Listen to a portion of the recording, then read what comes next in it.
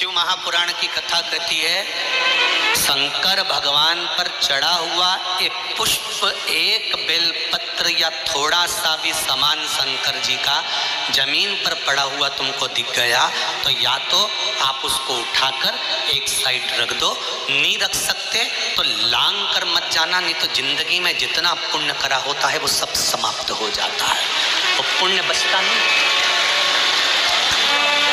कथा कर रही है, पुष्पदंत गंधर्व की कथा कर रही है। राजा चित्ररथ ने शंकर भगवान की पूजन करी, निर्माल्य को उतार लिया, निर्माल्य उतारा, शंकर भगवान पे चढ़ा हुआ सामान सारा उतार लिया, झोली में भरा, भर कर अपने दूतों को दे दिया, गुप्तचरों को दे दिया, सैनिकों को दे दिया और सैनिकों से जाकर कहा कि जिस बगीचे में अंदर प्रवेश करते हैं उस बगीचे के चारों तरफ इसको डाल दो और उस पर कपड़ा बिछा दो, उसको दिखेगा नहीं कि इसके नीचे क्या है।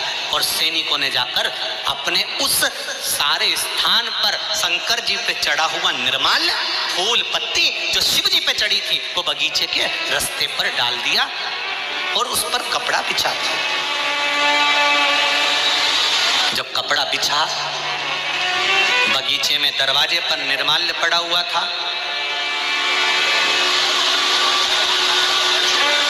पुष्पदंत रात्रि को आया, उसको नहीं मालूम कि शंकर जी पे चढ़ा हुआ निर्माल्य पत्ती फूल यहां पड़ा हुआ है, वो लांग गया। लांगते से जैसे लांगा, लांगते से उसका पूरा पुण्य समाप्त हो गया। पुण्य समाप्त हुआ, पुष्पदंत का जैसे ही पुण्य समाप्त हुआ, समाप्त होते से ही राजा चित्ररथ ने उसको पकड़कर कहा, रे पुष्पदंत, गंधर्व होकर फूल की चोरी करता है, पत्ते की चोरी करता है,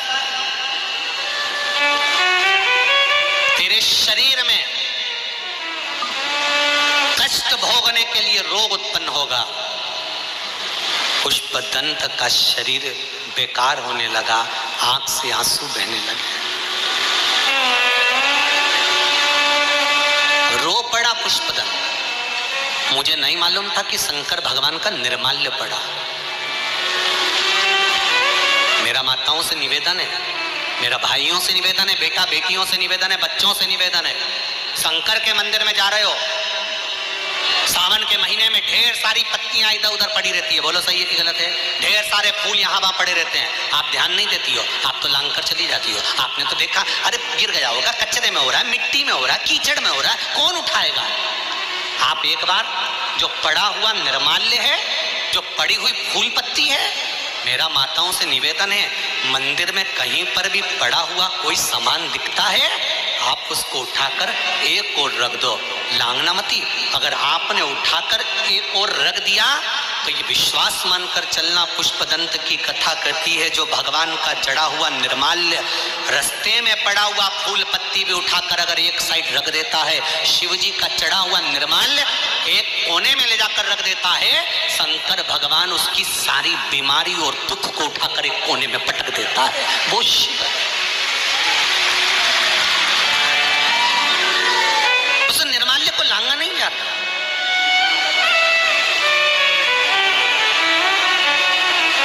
हम कई बार कहे, आज फिर कह रहे हैं, आज फिर कह रहे हैं आपसे, शंकर भगवान को जल चढ़ाने के बाद थोड़ा सा जो जल तुम लेकर आती हो, उस जल को घर पर जब छींटते हैं ना, तो उससे ना जाने कितने दुख, कष्ट, रोग, बीमारी, तकलीफें, या किसी ने अपने ऊपर कुछ कर भी दिया हो तो वह शंकर भगवान पर चढ़ा हुआ जल का मात्र छींटा दे देने से हमारे घर से दुख और तकलीफें बाहर निकल जाती है। शिव के जल में वो फल है। पुष्पदंत की कथा करिए, निर्माल्य मात्र रखा था, मात्र निर्माल्य बिछाया था और कपड़ा डाल दिया, उसको लांग गया तो पुष्पदंत का पुण्य चले गए। विचार करिए। कई लोग कहते हैं हमारा व्यापार किसी ने बांध दिया, हमको लगता है हमारी दुकान किसी ने बांध दी, हमको लगता है किसी ने हम पर टोना कर दिया, किसी ने हमारे ऊपर ऐसा कर दिया, किसी ने हमारे ऊपर वैसा कर दिया। हम कहते हैं तुम ही मिले थे, लोगों की इतनी बड़ी बड़ी वो अंबानी जी की फैक्ट्री चल रही, उन पे किसी ने टोना नहीं करा। टाटा बिरला पे किसी ने टोना नहीं करा, तुम्हारी छोटी सी दुकान पे टोना करेगा। ये कभी नहीं सोचना कि किसी ने कुछ कर दिया, किसी ने कुछ धर दिया। ये तो मेरे बाबा की मर्जी है, उसका भजन करो, वो अपने आप सब समाप्त कर देगा और भगवान की भक्ति में लगे रहो। उससे बढ़कर कोई सुख नहीं मिल सकता। ये टोना और टोनी के चक्कर में रहोगे तो जिंदगी बर्बाद हो जाएगी। शिव का भजन करो, शमशान में रहने वाले का स्मरण करोगे तो कोई टेंशन है ही नहीं। क्या चिंता।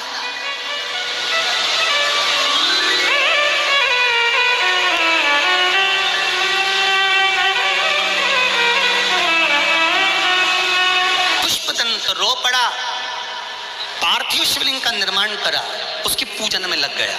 शंकर भगवान की पूजन में लगा और पुष्पदंत ने एक स्तोत्र भगवान शंकर की पूजन में पढ़ दिया, जिसका नाम शिव महिमन स्तोत्र हो गया।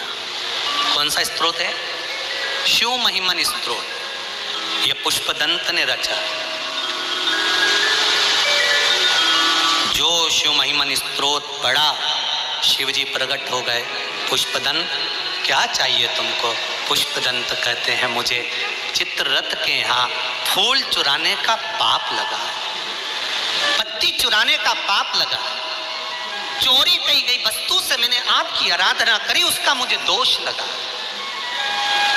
मेरी गलती है कि मैं चित्ररथ राजा से पूछ नहीं पाया कि तुम्हारे यहाँ से मैं पत्ती ले सकता हूँ, मैं फूल ले सकता हूँ। मैं तो ये सोच रहा था कि भगवान की पूजन करना है तो पूछने की जरूरत क्या है। जितने लोग शिव महापुराण की कथा को आस्था चैनल पर, फेसबुक, यूट्यूब पर सुन रहे हैं और जितने लोग भाटापारा की इस पावन धरा पर सुन रहे हैं, ध्यान लगाकर सुनना। पुण्य कमाने के चक्कर में हम भी कहीं पाप कर बैठते हैं। केवल पुष्पदंत अकेला नहीं, आप और हमने भी ऐसा करा होगा। भगवान की पूजन करने के चक्कर में कहीं से फूल पत्ती लेकर आ गए होंगे। सोचा होगा भगवान कुछ जल रहा है, कुछ फूल पत्ती लेकर आ गए होंगे तो मन में आ गया हो, मन में विचार आ गया, मन में भाव जागृत हो गया होगा कि हम तो भगवान के लिए कर रहे हैं, हम तो भगवान के लिए कर रहे हैं, हम भगवान के लिए कर रहे हैं। जब कभी ऐसा लगे जीवन में कि मैं बहुत दुखी हूँ, कष्टमय जीवन चल रहा हूँ और कोई समस्या का हल ही नहीं मिल रहा, बहुत दिन हो गए जूझ रही हूँ मैं इन समस्याओं से, तो बेलपत्री की जड़ के अंतर्गत, जो बेलपत्री का बड़ा वृक्ष हो, उसकी जो जड़ हो, उस जड़ पर लाल चंदन घिसकर या लाल चंदन से कटोरी में घिसकर लेकर जाए। शिवजी पर लाल चंदन से पूजन करने के बाद में उसी चंदन को लेकर आकर बेलपत्री की जड़ के अंतर्गत ओम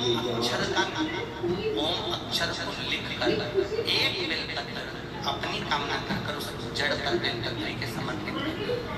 पहले कथा में कहा है कि बेलपत्री कोई साधारण सा वृक्ष नहीं है, इसको केवल साधारण भगवान,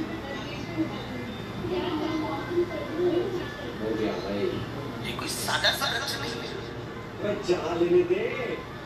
बेलपत्री की जड़ में ओम शब्द लिखकर, अक्षर लिखकर उस पर एक बेलपत्र समर्पित कर शिव जी से अपनी कामना कर, जो प्रदोष के दिन, प्रदोष काल के अंतर्गत बेलपत्री के वृक्ष की पूजन कर ये नाद कर ओम अक्षर का नाद कर स्मरण कर ज्यादा से ज्यादा कहेंगे तो 4 दिन 5 दिन में या 6 दिन में मेरा देव अधिदेव महादेव जो समस्या और टेंशन जिंदगी में चल रहा होता है उससे थोड़ा बहुत निजात मेरा देव अधिदेव महादेव उसी समय करना प्रारंभ कर।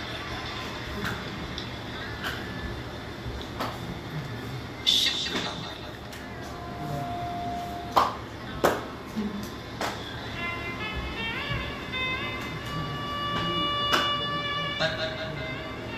चंदन लगा होना चाहिए शिवलिंग पर, पहले शिवलिंग पे चंदन लगाना है, उसके बाद लेकर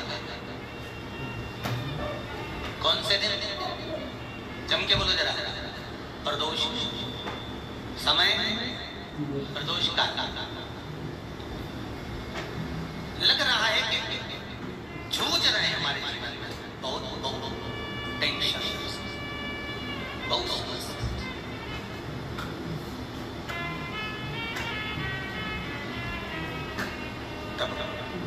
ओम अक्षर का नाम होना चाहिए। आप में से कितने लोग शिव मंदिर जाते हैं? सभी लोग जाते हैं। तो शंकर जी के मंदिर जाते हैं तो आप जब वापिस लौट कर आते हैं तो नंदी के कान में, जब हम नंदी से कुछ कहते हैं, आप लोग जब वापिस लौट कर आते होंगे तो नंदी से कहकर आते होंगे ना कुछ ना। तो जब हम नंदी से कुछ कहकर आते हैं, आपने देखा होगा कई लोग नंदी के कान में कुछ कहते हैं, फिर नंदी का जो सींग होता है उस सींग के बीच में से शिवलिंग का दर्शन करते हैं। तो नंदी को जब कोई बात कही जाती है, नंदी से जब कुछ कहा जाता है कि हमारी बात शिव जी तक पहुंचाना, तो उसमें सबसे पहला अगर नाद करा जाता है नंदी के कानों में तो ओम का नाद करा जाता है। आप सीधे जाकर अगर कहेंगे नंदी को कि हमारी ये बात है, आप बात तक पहुंचा देना, तो नंदी उस बात को कहे चाहे नहीं कहे, पर जब आप नंदी के कान में ओम कहने के बाद में अपने हृदय की बात कहते हैं, तो जैसे एक पत्र आपने भेजा और पत्र को तुमने लिफाफे के अंदर रख दिया, रखने के बाद में तुमने एड्रेस भी लिख लिया, समझ लेना बहुत अच्छे से। एड्रेस लिखने के बाद में तुमने अपना मोबाइल नंबर भी लिख लिया, सब कुछ कंप्लीट कर दिया। अब इस लिफाफे को तुमको भोपाल भेजना है सागर से, और तुमने ले जाकर इस लिफाफे को डाकघर के डब्बे में डाल दिया। लिफाफा जाएगा, जम के बोलिए, एड्रेस पूरा लिखा है, पीछे तुम्हारा नाम भी लिखा है, मोबाइल नंबर भी लिखा है, सब कुछ लिख दिया, पर लिफाफा जाएगा नहीं। क्यों नहीं जाएगा? क्योंकि उस पर टिकट